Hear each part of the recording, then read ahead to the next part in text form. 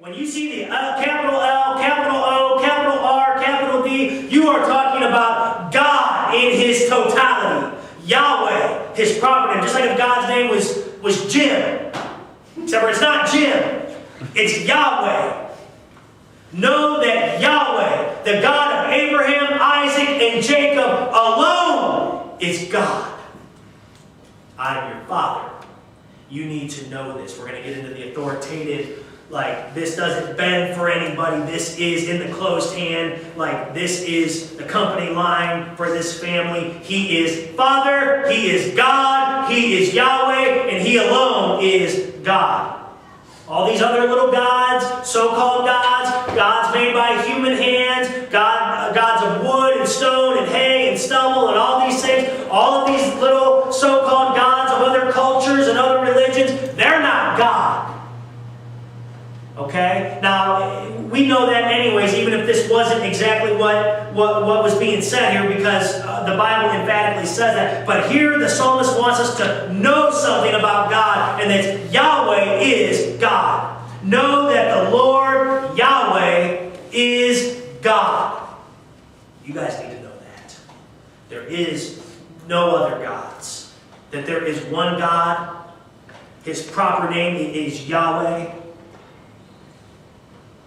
God's personal name. He alone is God. He's before all other gods. He is above all other gods. There is no other gods. He is alone God. And you need to know that. If you don't know that, your worship will be greatly hindered, if not completely nullified.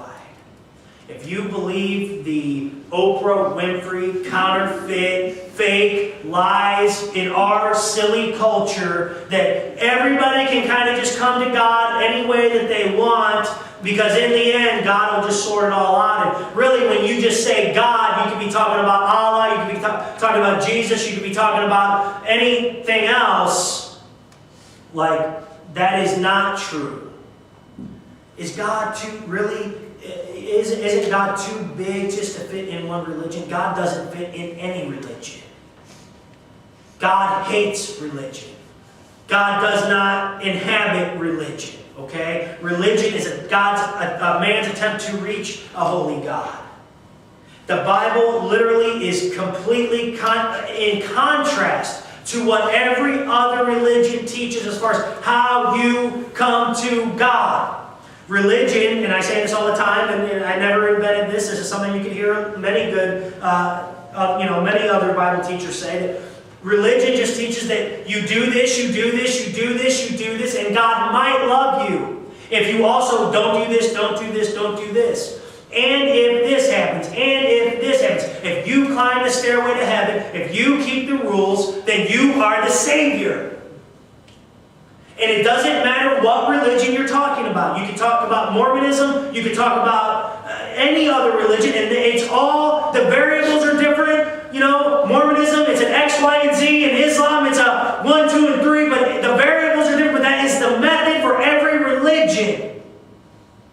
And I say this to you guys because we need to hammer this into our heads and teach our children these things, because our entire culture says we are wrong about this. And I want to fill you guys up with as many bullets for you to go on offense with the truth of God, because you are in an ongoing assault every day of the week from the media and all these things. And even it's crept into the church. Okay? Christianity teaches you that there is no ladder, there is no good works. Your very, very best works are filthy rags to a holy God. That's your good works. I used to read that verse for some reason and think, man, my sin is bad. Your works of righteousness are filthy rags. Your best efforts are filthy rags. And there is no words really to capture how God feels about your sin. There's just the tortured, bloody, dead Messiah after He goes to the cross. That's what God thinks of our sin.